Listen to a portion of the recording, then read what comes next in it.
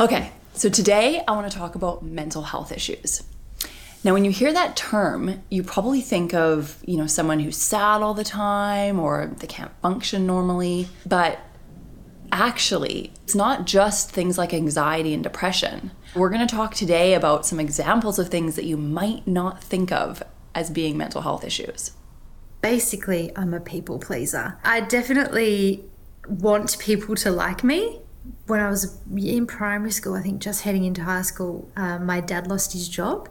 And so I saw my parents sort of panic a little bit and go into that sort of overdrive mode of how we're going to get through this. And so I remember thinking, all right, what can I do to make this better? I felt so panicked and desperate to do something to help that I would do anything. I'd be like washing all the dishes and vacuuming and making sure that I was being a good girl and didn't give them any trouble and did all my homework and just sort of kept on the straight and narrow just so that they didn't have something extra to worry about.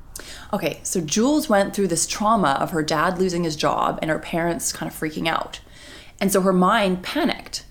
And there's a lot of different ways that her mind could have responded to this. She could have gotten really sad and not wanted to do anything.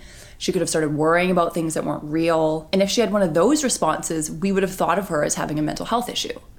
But what her mind did was try to figure out how she could please everyone in the situation.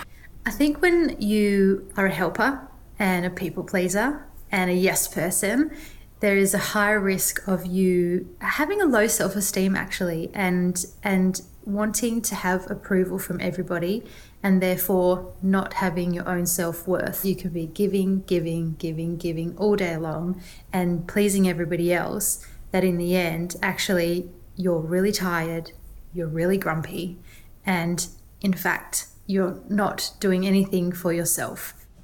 So on the surface, she looked like everything was fine. But actually, her mind was doing all of these things that made her life way more stressful and less enjoyable. That thought that comes up where you're like, oh no, I'm going to hurt somebody's feelings. They're not going to think that I'm nice. They're not going to like me. They're not going to accept me. Okay, so it's not like any of us really want to admit that we have mental health issues.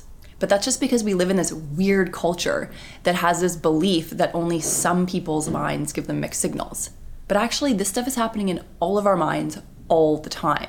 But we can actually change that. Because if we notice what's going on in our mind, then we can decide if we actually want to believe those thoughts. That's actually on them. It's their feelings and emotions. I don't have to take that on.